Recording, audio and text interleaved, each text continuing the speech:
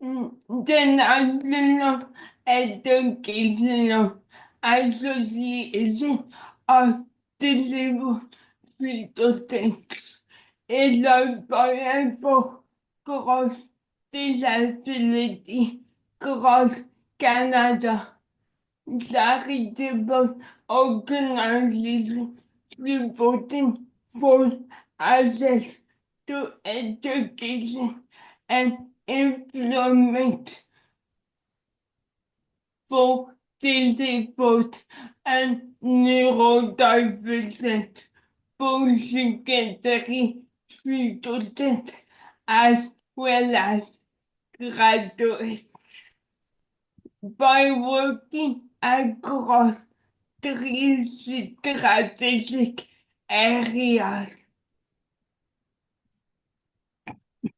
of debt reduction, experience in class and on campus, as well as employment needs, offers a variety of events, resources, reports, financial assistance programs, and opportunities for disabled and neurodivergent students and graduates.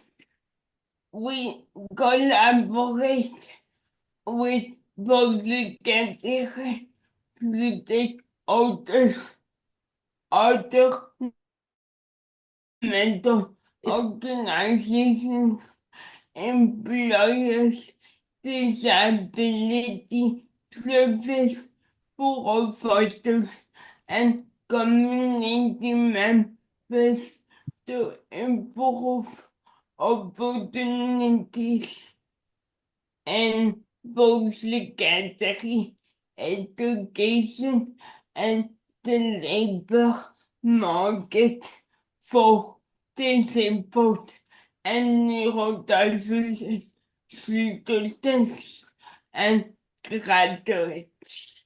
We also provide ongoing advice to employment and social development Canada and provincial and territorial government and work to promote governmental programming and services that support both secondary education. Hello? Yeah, okay.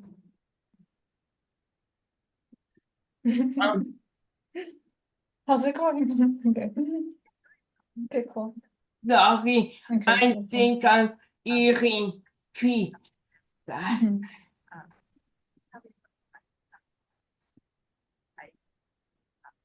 Mhm. Hello everyone. My name is Chloe and my pronouns are she. I identify as a white queer settler.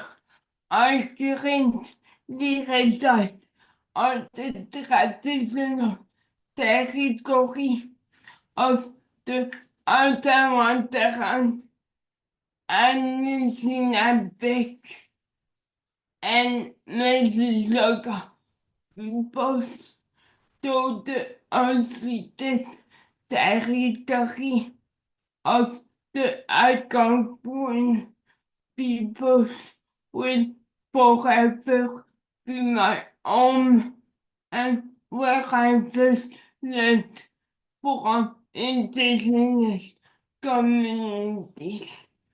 I am NEADS educational programming director at a visual description since I am a white female passing individual wearing a gray suit of black face and my hair is dyed.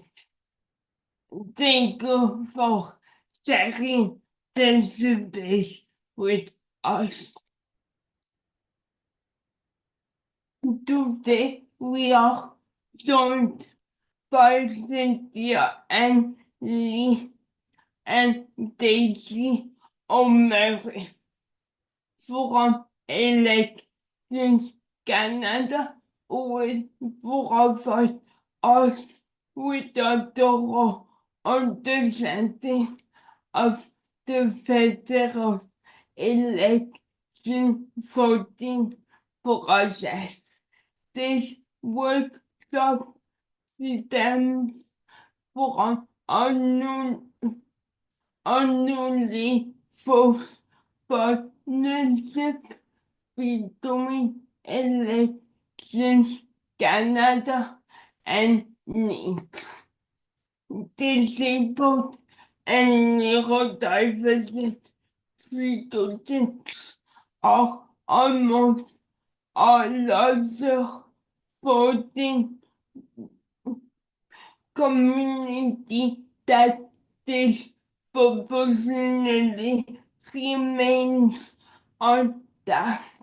NEADS is great to welcome Cynthia and Daisy, who will disseminate the information not only beneficial to disabled and neurodivergent students, but to their allies and to non-students who will vote in this year's election on April 28th. Thank you, Cynthia and Daisy. This debate is yours.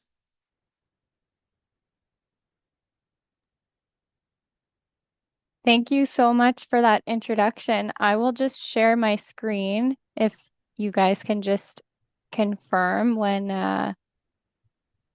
you can see it. Just give me a second here.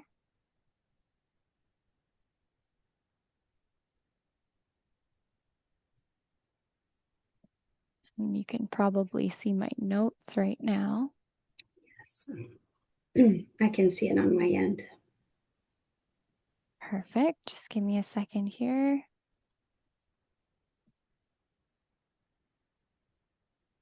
I'm in presenter view. Can you see my notes or just the presentation?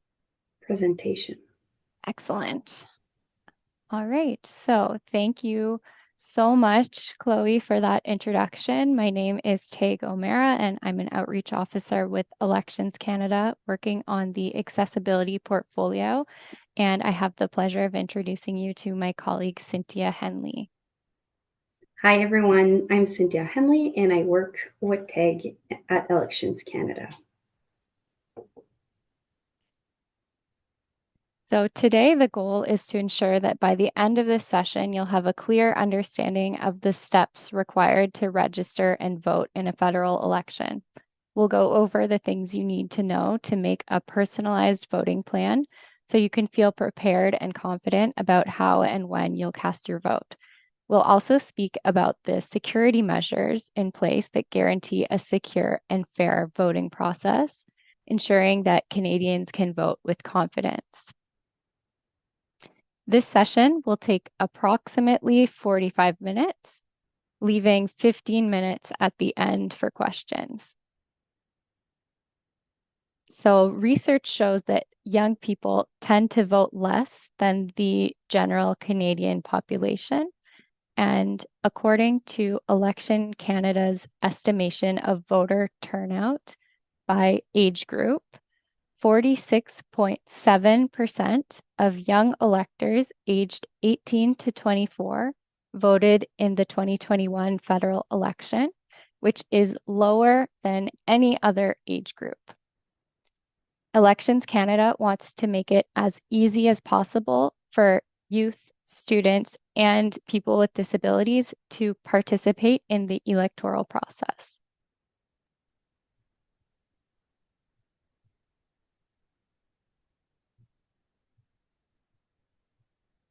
So today we will begin with introductions through a short icebreaker activity. Then we will go into the understanding of some of the basics, including outlining voter eligibility. We will go through the registration and voting process, the accessibility tools and services at the polls, and we will finish with electoral safeguards or the protection measures that are in place to guarantee a safe and transparent voting process. Then we will conclude with the question period and a short post-event survey of 4 questions that shouldn't take more than a minute. Okay, so to start us off, we're going to do a quick icebreaker. And I mentioned this to Cynthia a little bit earlier, but I can't actually see the Zoom meeting. So you might have to facilitate this, Cynthia. So we want to hear from you. What issues matter most to you? We want you to think about your concerns, your hopes for the future, or the changes you'd like to make in your community. By sharing what matters most to you, you're reminding yourself that in a democracy, your ideas and opinions count. So when you vote, you're expressing these hopes and concerns. So if anyone would like to share, sorry, go ahead, Cynthia. No, I didn't mean to interrupt. I just want people to feel comfortable either putting things in the chat or raising their hand to share what matters to them. You can start by introducing yourself, where you're coming from.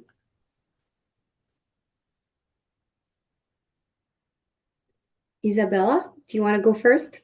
Absolutely. Hi, everybody. My name's Isabella. My pronouns are they and she, and I am the Communications and Partnerships Director here at NEADS. I am super excited about this webinar and really, really passionate about ensuring that the disabled community knows that they have rights in terms of the electoral process and understanding what people can ask for at the polls to ensure that they are able to have an accessible voting process. Thanks for sharing. Anyone else? Again, you can use the chat if you prefer. I can share a little bit about myself as well. I'm Cyntia Henley. As you know, I work at Elections Canada. And as a mom of 2 young children, I am concerned about their future and what environment we're letting them in. So for me, making sure that I take action when it comes to climate change is important. So that's something that matters to me a lot. Thank you, Cynthia. I see that Elizabeth raised their hand. Yes.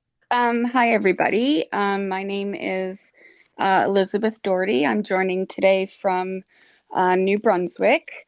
I'm the vice chair of NEADS on the board, and I'm also the New Brunswick director. So I'm not quite sure if this is going to answer your question or not, but I recently participated in training with Elections Canada. I had previously worked as a registration officer.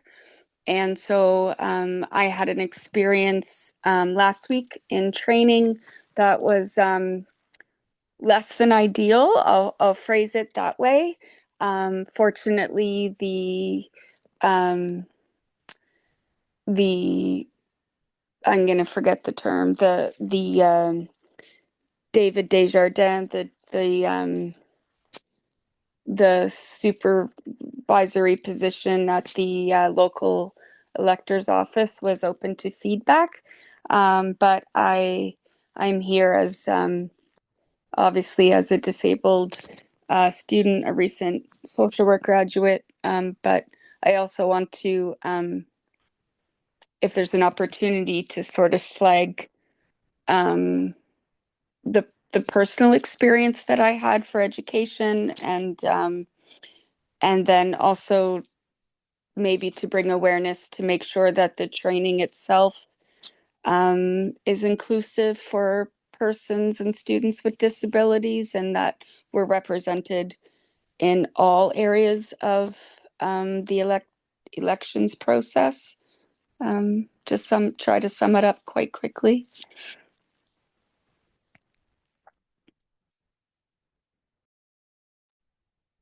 Thank you for sharing. All feedback is absolutely welcome, either from voters or poll workers, and it's also part of the work Teague and I do to talk about different ways to participate in the election process. So it's not just about voting, but obviously there are more ways. I'm glad that you gave feedback to the central poll supervisors or supervisor.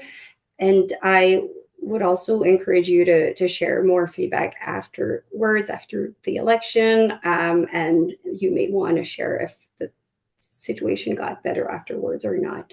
I see also that we have a few comments in the chat here. So I maybe I can read them out loud, or people can take a look when they have time. I just don't want to take I don't want to necessarily read a paragraph to people. It might not be the most engaging thing to do here, but I see that we have someone named Narada from Abbotsford. She is deaf and have other invisible disabilities and is actively participating in democracy through voting, volunteering in different political parties. So thank you so much for your involvement. Stephanie Evans is chairperson of NEADS and L director. Would that be Newfoundland director? Likely, yeah, from St. John's. And for Stephanie, voting is important because it makes sure that people's experiences and challenges are considered in decisions that affect their lives. So everyone deserves to be heard. When students with disabilities vote, they gain the power to impact our democracy and can feel proud of their participation. So there are additional notes there if you want to go take a look. It's in the chat. But I will continue on with the presentation.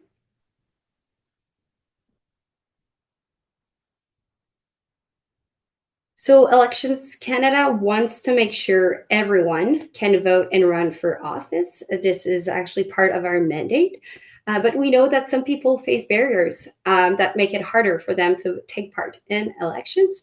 So to help, we created a team called Inspire Democracy. And this is the team Teague and I work on. Our research team listens to people across Canada. We also hold consultations with people from the public. And that's how we learn who faces barriers and what those barriers are. So as part of our consultations, as an example, we have the advisory group for disability issues that represents people with various backgrounds from across the country, and they help us improve our processes. And so we, with the information and feedback we receive, we create programs and tools to make it easier for everyone to take part in elections. Elections Canada is fair and doesn't take sides, so we are independent and not connected to any political party. That means we can't wear party colors or put signs on our lawns to support any candidates. If we do, we could lose our jobs. So today I am wearing a black shirt, not because I don't like wearing colors, but mainly because I must not show any partisan or wear any partisan color, or it's important for us not to be endorsing any parties. So this is part of the neutrality of Elections Canada. Okay, thank you, Cyntia. So to help us get started today, we want to share a short video. In this clip, Otavia talks about what it was like for her to vote in a federal election. And I'll be reading the prompts because there is no voiceover for this video.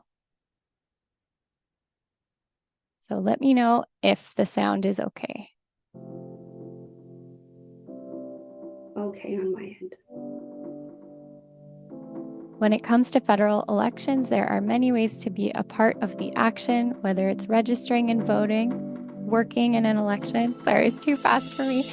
In this video, Otavia Paluk describes her experience as a first-time voter. The first time I voted was in the last federal election. It was a couple days after I had turned 18, and I showed up on election day with my parents, and it was really exciting. Just to finally have the opportunity to do it. It was something I had looked forward to for a long time. I think for a lot of first-time voters like myself, it definitely brought for me a sense of pride and like responsibility, I guess you would say. It really kind of, I mean, it's the first time you voted. It's kind of it was a big deal to me. It was exciting. It was a little bit nerve-wracking. I didn't know what the process was going to be like initially. I had never stepped inside a voting poll station or a booth before. And that I guess I mitigated a little bit by preparing in advance and, figure out where my voting location was and what ID I needed, things like that. So that kind of helps a little bit with nervousness. But I walked into there, I was pretty empowered. I think federal elections especially, it can be easy to think that your vote doesn't matter or that doesn't count or that considering the wide Canadian population, it's not as important as you think it is. But just the act of doing it and being a part of the cool thing that is Canadian democracy, right? Reinforcing that importance of civic engagement was really cool to finally have been a part of. How can we make federal elections more accessible? As a young disabled voter, I'm also super aware of how accessibility can be so important towards the voting process, and we have to ensure that polling places are accessible to everybody, especially those with disabilities. We have to make the process in general just as streamlined as we can, making advanced voting and mail-in voting more widely accessible. Advice would you offer for first-time voters? Do it. Voting is crucial. It's the primary way that we get involved in democracy. It's the way that we influence policy and leadership. And now that millennials and Gen Z across the country now make up the largest voting bloc in Canada, that youth vote turnout is so important because the only way we're going to have youth priorities acknowledged by our leaders is if we show up to the polls and we vote. And by having that large turnout, people will notice, people will pay attention, and they'll think, you know what, we have to stand up for the folks that are bringing us in. Every vote is a part of something. I think it's, again, very easy to fall into that cynical trap of thinking that your vote's not going to matter. But everything determines the direction of the country. The fact that you're contributing to keeping democracy alive in this country, I think, is awesome. Encouraging other people to vote is super important. Because higher voting turnout, again, that's going to lead to more representative and legit governments and ensuring that diverse voices are heard. That democracy remains a big deal in Canada. And it's also just in general, voting is maybe more engaged. It's maybe more informed on the stuff that's going on. It's maybe more interested in politics in general. So that would be my advice primarily. It's also just easy. I think for folks who are kind of iffy about participating in partisan work, or who don't want to necessarily help out with a campaign and do put signs on old people's lawns, it's very easy to just vote and have your say that way, without like committing to something that's perhaps more long term or more intensive in nature.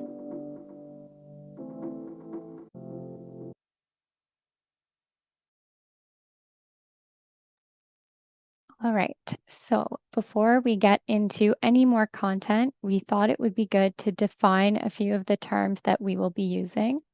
These are polling place. This is the place where you go to vote during an election, and it's where you fill out and submit your ballot. The second term is voter information card, and this card is sent to you in the mail if you register to vote in advance. It includes your name, address, where to vote, and other helpful info about the election. Thirdly, we have a ballot, which is a piece of paper used to vote for a candidate in an election. It lists the name of the people running, and you mark the one you choose. We then have special ballot, which is a different kind of ballot used when you can't vote in person at your polling station. For example, if you're voting by mail or voting early at an Elections Canada office. On this ballot, you write down the name of your chosen candidate instead of marking your choice. We then have accessibility when it comes to elections, which means helping everyone take part. So Elections Canada provides different kinds of support so all voters can vote, no matter what their needs are. Then finally, we have electoral district. So Canada is divided into 343 sections, and though they are different sizes, they all have a similar number of people who live in them. Candidates run to represent the people who live in one of these sections. So when you go to vote, you are choosing who you want to represent you and your community in government. Okay, so now we have a little trivia question to warm you up.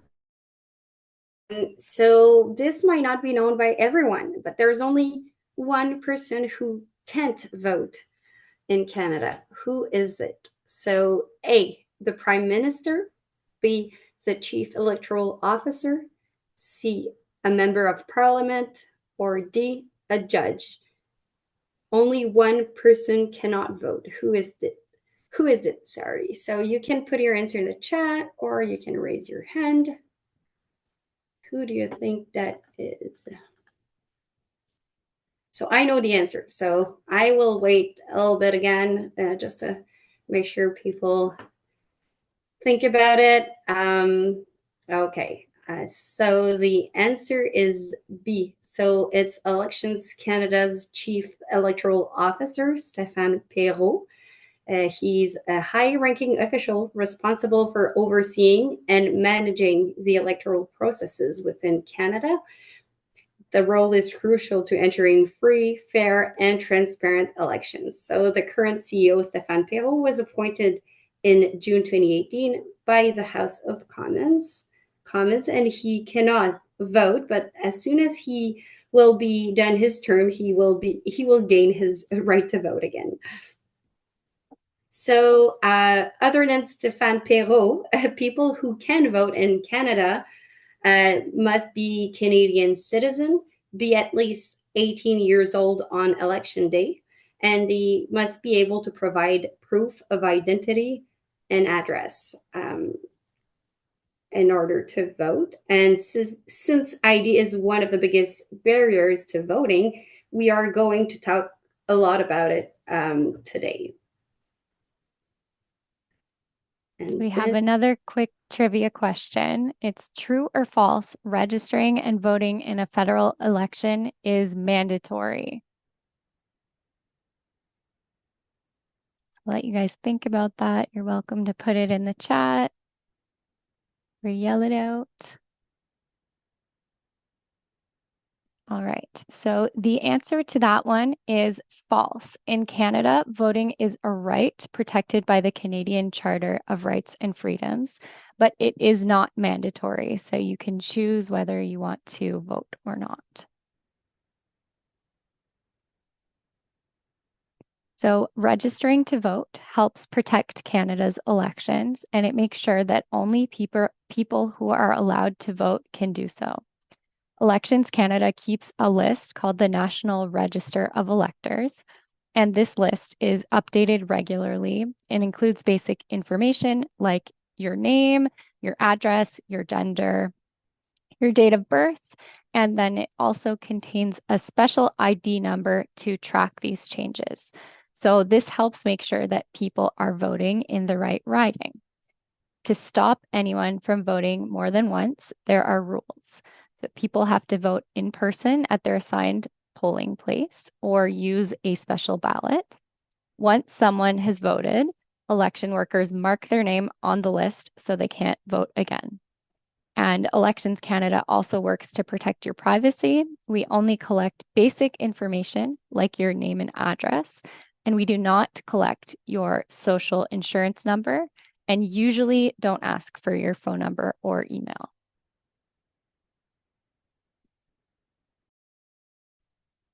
Let's talk about registering to vote. So to vote in a federal election, you need to be registered. So you might already be registered, especially if you know you've voted in past federal election. But if you've recently moved, become a Canadian citizen, or never voted before, you might not be. You can register anytime before the election, or you can do it at the polls when you go to vote. You can register online at elections.ca using the voter registration service, or call us, and we can send you a registration form by mail so you can complete it at home. So you may be wondering why you would register ahead of time if you can do it at the polls. So doing it in advance saves you time when you vote. So you basically have this a step that is already done. So when you go vote, you simply need to worry about voting. And when you are registered ahead of time, you might be getting a voter information card by mail, which will help also with the voting process.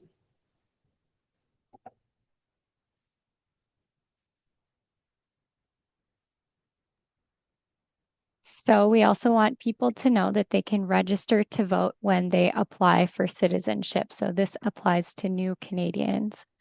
On the citizenship application, there's a question, 18B, asking if you want to be added to the voter list once you become a citizen.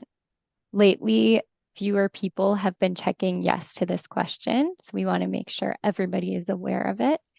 And it's something important to talk about in your community because checking that box makes it easier for new Canadians to vote once they're citizens. But remember that becoming a citizen doesn't automatically register you to vote. You'll still need to register separately. Yes, and as I mentioned earlier, if you register ahead of time, you may be getting a voter information card by mail. And so there is a sample of the voter information card on the screen. The left portion is the back of the voter information card, and then at the behind it, there's a small portion of what it could look like from the front side.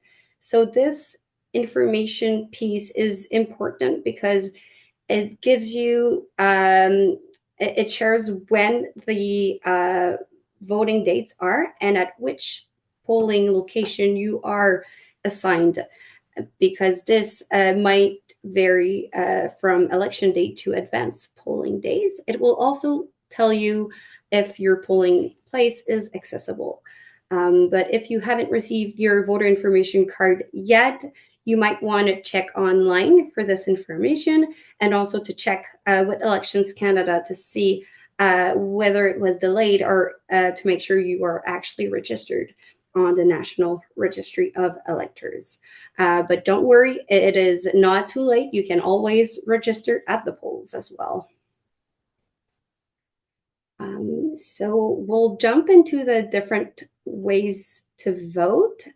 So we'll skip the make a plan to vote. We won't have time for the video. However, we do encourage people to make sure they know exactly how they want to vote and to make sure they prepare the right pieces of IDs ahead of time so that they are prepared and ready to vote, because there are deadlines that apply to different voting options, for example. So the most common ways to vote are voting on election day, which this time is on Monday, April 28th. Your polling location will be open for 12 hours. Usually it's from 9 a.m. to 9 p.m., but it may vary based on your time zone. The second most common way to vote is during advance poll days, which is starting this coming Friday, April 18, until April 21st. So it's over 4 days. So Friday, Saturday, Sunday, and Monday. And those polls are also open for 12 hours. You can also vote by mail if you prefer. You can apply by April 22nd at 6 p.m. So this is the Tuesday following advance polling days. After your application is processed, you will receive a special ballot voting kit by mail. But you won't be able to vote in any other way if you have submitted an application. So you need to wait to get your kit and to vote by mail. And you need to make sure your ballot is returned on time for counting on the night of the election day. So we encourage people to do it as soon as possible if they decide to vote by mail. Another option is to vote at an Elections Canada office, which can be done anytime before advance polling days and election day. Every riding has at least one local Elections Canada office. This is where the staff working throughout the election period work. We also refer to it as the returning officer's office. So it's the people responsible for holding the election at the local level, and they will let you vote using the special ballot process. The office is open 7 days a week, and the contact information for this office, including the address, is available on your voter information card, but it's also available online on the voter information services page. So you just need to include to enter your postal code to get the information related to your riding. There are also other ways that we don't always hear about, but that are convenient for people that may not be able to vote in the ways we mentioned. For example, electors who are hospitalized might be offered the option to vote from their bed at the hospital. So there are teams that go from hospitals to hospitals and from bed to bed to offer the option to vote. This is also offered in some long-term care facilities, and there are polls also installed in some senior residences. So people can check online to have more information about that. And another option that is very important and that we've been discussing with NEADS previously is the option to vote on campus, which is currently happening now. So today is the last day to vote on campus. So it's from this year for this election, it was from April 13th. So last Sunday until today. So it's still time for those who may be on campus today. You can check online to see the list of selected campuses and you can go vote there. It will also be done using the special ballot process. So the special ballot, we will show a sample in a few slides, but you will need to write down the full name of your candidate, first name and last name. And this voting option is interesting for students because you don't need to be assigned to the polling place. Anyone across Canada can vote at any campus that offers voting there. So you can go vote there as long as you show you have your proof, you show the right pieces of IDs, you prove your address and name. They will make sure that your vote is counted in your home riding where you live. So the very, very last voting option that I really want to speak about is the provision to vote at home. So there are specific criteria in place. So it's not open to anyone, but it's basically to make sure that anyone who cannot vote in the different ways that I mentioned still have the option to vote from home. And then a team will be coming to the elector's house and let them vote. This service needs to be requested ahead of time. The deadline is Tuesday, April 22nd at 8 p.m. So you will be hearing this deadline over and over from us because it's the same deadline for different services. Okay, so now we can go into another trivia question. It's a true or false. Is it mandatory to bring your VIC card, VIC is the voter information card, to the polls when you go to vote? So the voter information card is mailed to you. It's coming from Elections Canada. Is it mandatory to have it with you at the polls? So you can either share your answer in the chat or just say it out loud, raise your hand.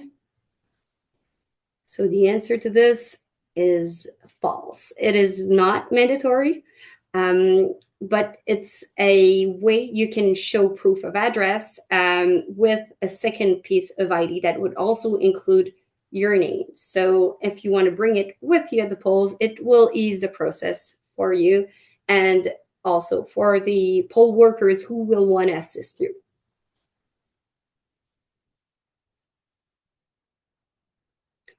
Okay. Do you want me to take this one, Cyntia? No, that's fine. But thanks for offering, Teague. You've been doing a great job so far, and I'm sure you'll have more to say afterwards. So there are three main ways to prove ID and address at the polls. So the first option is to have one piece of government issued ID that includes your name, photo, and current address. The most common piece of ID is the driver's license. However, we know that not everyone has a driver's license. So if you have another card that includes all this information, you can use that one. Like the Ontario Health Card includes name, photo, and address. If you don't have that, you can instead bring two pieces of IDs. Both need to include your name, and at least one needs your address. As I mentioned, you can have your voter information card as of two pieces of ID. So if you bring your voter information card, you can bring it with your student card, and that would be accepted. You can also bring a CNIB card, a library card. Again, as long as both have your name and one has your address. The third option, if you can't show ID, someone can vouch for you. That means they confirm who you are and where you live.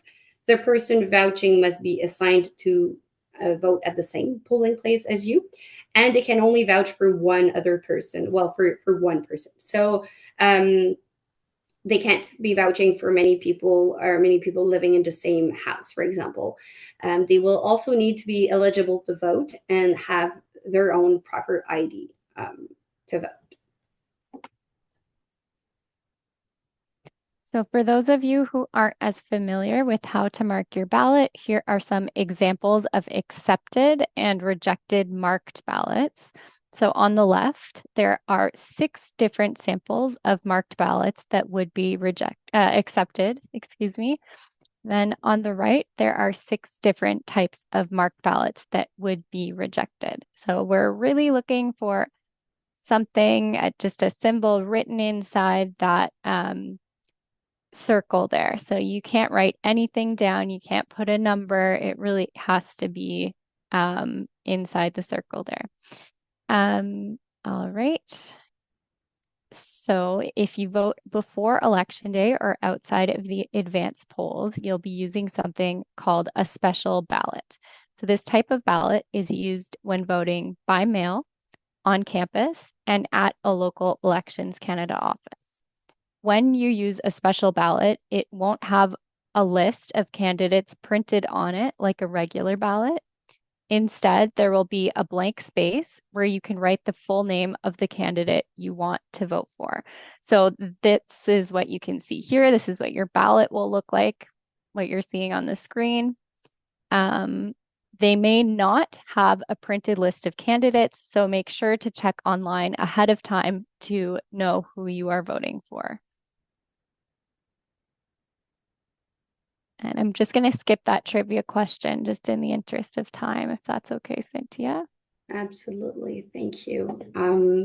Yeah, we will continue for another 2 or 3 minutes, but we want to make sure we leave time for questions. So Elections Canada is working really hard to make voting accessible to all Canadian electors. So we try to make all polling stations accessible to everyone, but it's best to find out in advance if yours meets your needs. You can check the accessibility features of your assigned polling place for election day and advance polling days in 3 ways: on your voter information card, by entering your postal code into the voter information service box at elections.ca, or by calling Elections Canada. As we mentioned earlier, you can find out if your polling place is accessible by checking your voter information card. But all polling places will either have an automatic door opener or an election worker at the door to help you. If your polling place is not accessible to you, you can also ask for a transfer certificate. So this is not widely known, but this lets you vote at a different location that better meets your needs. You can also choose another voting option like voting by mail. Of course, this needs to be planned ahead of time. So the deadline again is April 22nd at 6 p.m. Right, so now we're going to talk about the tools and services available to help people vote. For some, voting can be difficult, so Elections Canada provides accessibility tools to make the process easier. This video will show you some of the tools and services available at the polls. Federal election. Elections Canada offers many tools and services to make voting accessible. If you need assistance during the voting process, we're happy to help. There are a number of tools and services available when you go to vote on Election Day. Ballot with candidate names in large print. Large print and Braille lists of candidates. Tactile and Braille voting template. Magnifiers. Signature guide. Large grip pencil. We also offer language or sign language interpretation upon request. If you need interpretation services, call us at 1-800-6868 or TTY 1-800-361-8935 by the Tuesday before Election Day, 6 p.m. If you need assistance marking your ballot, you can bring someone you know or ask an election worker to help you.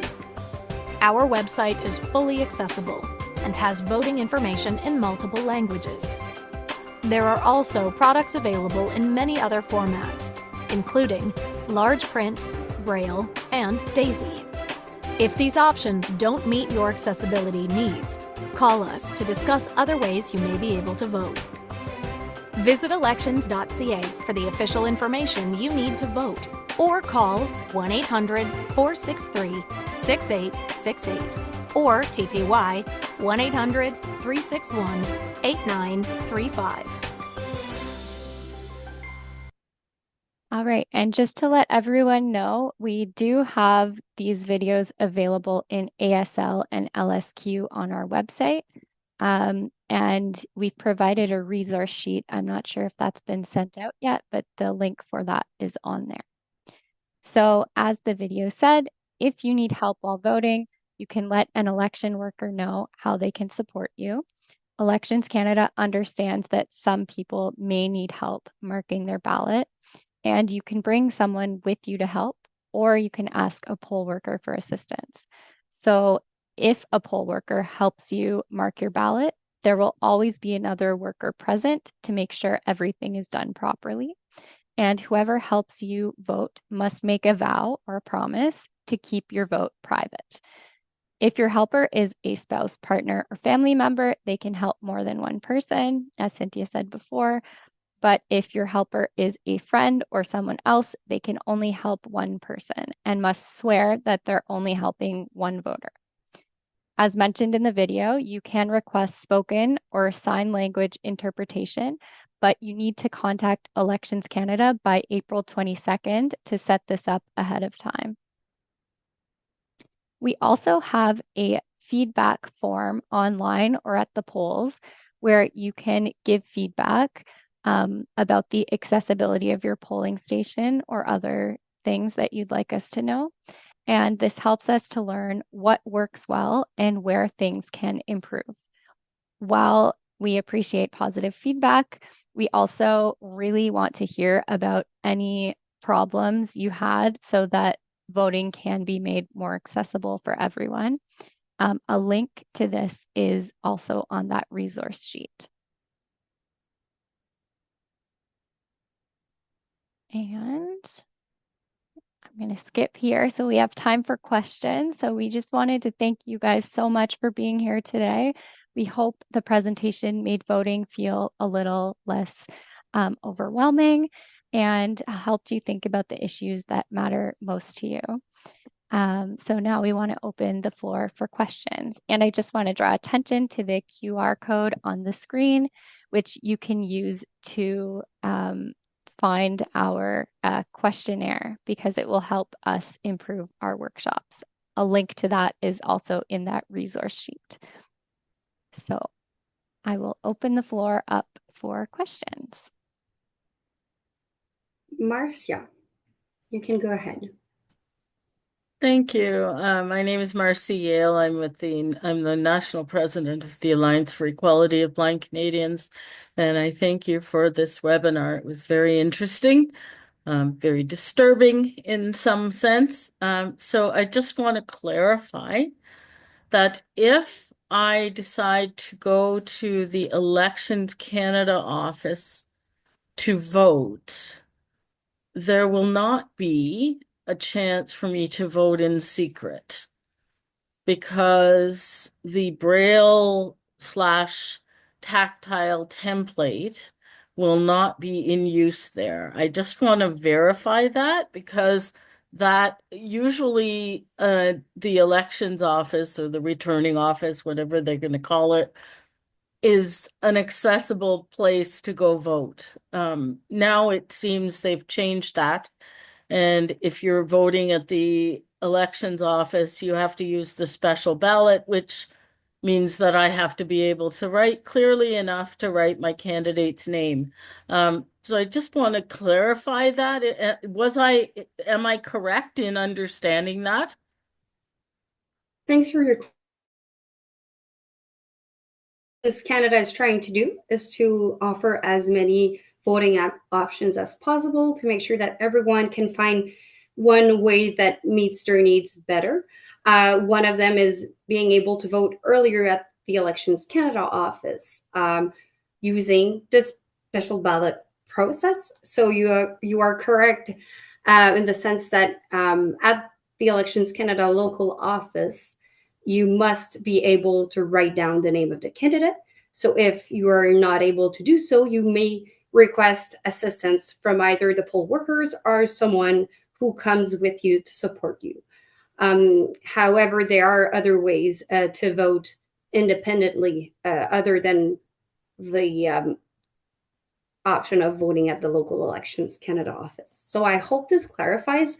But you are right to say that some of the accessibility tools are only available on election day, and some of them are also available on advanced polling days, which are the regular ways to vote, but we also offer a little bit more options. Okay, thank you. No problem.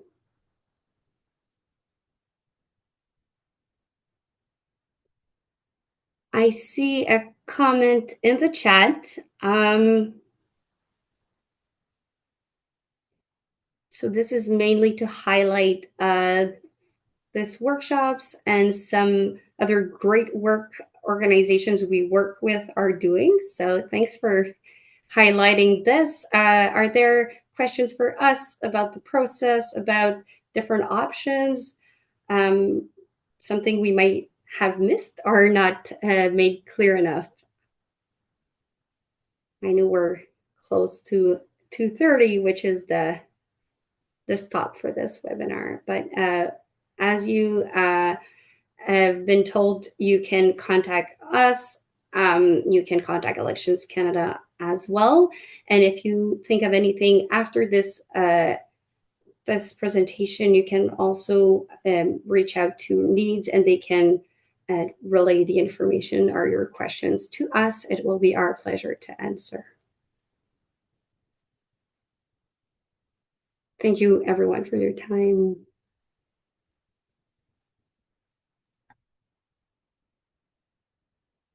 Thank you, Cynthia and Daisy.